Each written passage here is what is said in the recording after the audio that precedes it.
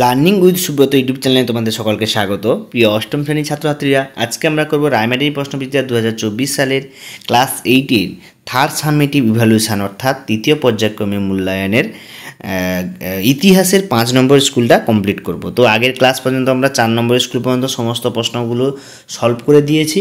তো যারা যারা ভিডিওগুলো দেখোনি তোমরা প্লেলিস্টে চেক করে দেখে নিতে পারো। তো দেখো আমরা প্রশ্নপত্রগুলো ঝটপট করে সমাধান করে ফেলি। তো কি বলেছে দেখো প্রশ্নপত্রে একের দাগেরটা কি বলেছে না, একের দাগের একেরটা ভারতে ইস্ট ইন্ডিয়া কোম্পানির প্রথম গভর্নর জেনারেল কে ছিলেন? Warren Hastings.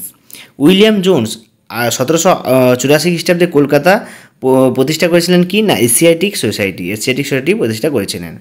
বাংলা নদীপথগুলি জরিপ করেছিলেন কে না জেমস রেনেল হচ্ছে নদীপথগুলি জরিপ করেছিলেন।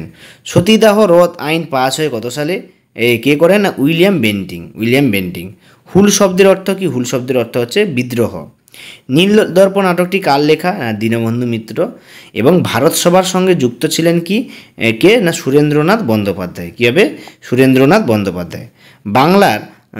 বাংলার বিভাজনের উদ্যোগ গ্রহণ করেছিলেন কে? Lord Curzon. তাম্রলিপ্ত জাতীয় সরকার গঠিত হয় কার আমলে বা কার নেতৃত্বে? সতীশচন্দ্র সামন্তের নেতৃত্বে। 1924 খ্রিস্টাব্দে কলকাতা কর্পোরেশনের মেয়র হন কে না চিত্তরঞ্জন দাস। কে মেয়র হন? না চিত্তরঞ্জন দাস। এর পরের প্রশ্ন দেখো,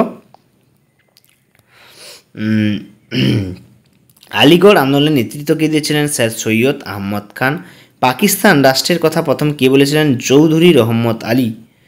ভারতীয় সংবিধানে মূল রূপকার কে ছিলেন? বি.আর. আম্বেদকর।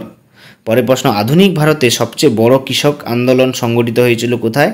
না তেলেঙ্গানায়। কোথায় সংগঠিত হয়েছিল? তেলেঙ্গানায়। এরপর দেখো দুইয়ের দাগের ঠিক ভুল দিয়েছে 3টে, সেইগুলো আমরা করব। কর্নওয়ালিস সিভিল সার্ভিস ব্যবস্থা চালু করেন, এটা ঠিক। বিধবা বিবাহের পক্ষে আন্দোলন করেছিলেন দেবেন্দ্রনাথ ঠাকুর, এটাও ঠিক। মুসলিম লীগের প্রতিষ্ঠাতা ছিলেন মোহাম্মদ আলী জিন্না, এটা ভুল। ঠিক আছে, মুসলিম লীগের প্রতিষ্ঠাতা মোহাম্মদ আলী জিন্না ছিলেন না। ড্যাশফোরন দেখো কি বলেছে, ড্যাশফোরন বিদ্যাগের ড্যাশ কলকাতায় ফোর্ট উইলিয়াম কলেজ প্রতিষ্ঠা করেন লর্ড ওয়েলেসলি। অ্যান্সার হবে লর্ড ওয়েলেসলি। তিতুমির কোন আন্দোলনের নেতৃত্ব দিয়েছিলেন? তিতুমির হচ্ছে ওয়াহাবি আন্দোলনের নেতৃত্ব দিয়েছিলেন। জাতীয় কংগ্রেসের প্রথম সভাপতি কে ছিলেন? উমেশচন্দ্র বন্দ্যোপাধ্যায়। ভগৎ সিংয়ের ফাঁসি কত সালে হয়? 1931 সালে। 1931 সালে ভগৎ সিংয়ের ফাঁসি হয়। এর পরের প্রশ্ন দেখো, বাংলাকে ইজরাদারি ব্যবস্থা চালু করেন ওয়ারেন হেস্টিংস। ব্রহ্ম সমাজ কত সালে গড়ে ওঠে? না 1828 খ্রিস্টাব্দে। কত সালে? 1828 খ্রিস্টাব্দে। অনুশীলন সমিতি কে প্রতিষ্ঠা করেন? সতীশচন্দ্র বসু। কোন জাহাজে প্রথম নৌবিদ্রোহ শুরু হয়? তলোয়ার নামক জাহাজে। কোন বিদ্রোহে? তলোয়ার নামক জাহাজে। কৃষক প্রজাপার্টি প্রতিষ্ঠাতা কেন? না ফজলুক হক হচ্ছে কৃষক প্রজাপার্টি প্রতিষ্ঠাতা। পশ্চিমবঙ্গের কোন জেলায় জেলা পরিষদ নেই? দার্জিলিং এবং কলকাতা ও দার্জিলিং এই দুটো জেলায় জেলা পরিষদ নেই। ভারতের সংবিধানে মোট মৌলিক অধিকার কটি উল্লেখ আছে? না 6টি। মৌলিক অধিকার কটি আছে? 6টি। এরপরে দেখো আমরা চলে আসি 3 দাগের প্রশ্নপত্রগুলো। তো সেগুলো আমরা করব একের পর এক। 267 নম্বর পেজ তোমরা প্রত্যেকে দেখতে পাচ্ছ তোমাদের প্রশ্নবিচিত্রায়। তো 3 দাগে একটা কী বলছে, বারাণসী সংস্কৃত কলেজ কে কবে প্রতিষ্ঠা করেন? 1791 খ্রিস্টাব্দে জোনাথন ডানকান প্রতিষ্ঠা করেন। দেখো এখানে দেওয়া আছে অ্যান্সারটা। তারপরে ভারতে ব্রিটিশ প্রেসিডেন্সি ব্যবস্থা কীভাবে গড়ে উঠেছিল? এটা ছিল হবে নতুন রায়মার্টিন সরকার 2024 সালের 76 নম্বর পেজে তোমরা সেখান থেকে পেয়ে যাবে। ঠিক আছে, 76 নম্বর পেজে। ডিওজির পুরো নাম কি? হেনরি লুই ভিভিয়ান ডিওজিও। তিনি কোন কলেজে শিক্ষকতা করেছিলেন? কলকাতা হিন্দু কলেজে কলকাতা হিন্দু কলেজে প্রতিষ্ঠা করেছিলেন। পরের প্রশ্ন দেখো, মহাবিদ্রোহের প্রত্যক্ষ কারণ পাবে 157 নম্বর পেজে। কে কোন যে হিন্দু মেলা প্রতিষ্ঠা করে? এটা পাবে 165 নম্বর পেজে। মল্লে মিন্টো সংস্কার আইন কি? এটা 203 নম্বর পেজে পাবে। খুদাই খিদমগার কাদের বলা হতো? এটা পাবে 255 নম্বর পেজে। কবে কোথায় সুভাষচন্দ্র আজাদ ভারতের যুদ্ধকালীন সরকার প্রতিষ্ঠা করেছিলেন? এটা আমি সহায়িকা বইতে পাইনি, তো তোমরা টেক্সট বই থেকে দেবে। এর অ্যান্সারটা কমেন্ট বক্সে লিখবে, আমি এখান থেকে অ্যান্সারটা দেখবো যে কে পারো তোমরা। কে কবে সাম্প্রদায়িক বাটোয়ারা নীতি চালু করেন? এটা আমি 287 নম্বর পেজে আছে সাম্প্রদায়িক বাটোয়ারা নীতির কথা। দ্বিজাতি তত্ত্ব বলতে কি বুঝে? এটা 287 নম্বর পেজে, দুটোই একই পেজে পাবে তোমরা। তারপরে বলেছি দেখো সাধারণতন্ত্র দিবস কেন এবং উদযাপন করা হয়? এটা পাবে 317 নম্বর পেজে। ভারতের সংবিধানে উল্লেখিত যে কোনো দুটি মৌলিক অধিকার সম্বন্ধে উল্লেখ করে, এটা পাবে তোমরা ভারতের মৌলিক অধিকারগুলো 313 নম্বর পেজে পেয়ে যাবে। ঠিক আছে, মৌলিক অধিকারগুলো কোথায় পাবে, যে 313 নম্বর পেজে পেয়ে যাবে। এরপরে দেখো 4 দাগের প্রশ্নগুলো, 3 নম্বরের প্রশ্ন দিয়েছে 5টা, 15 নম্বর।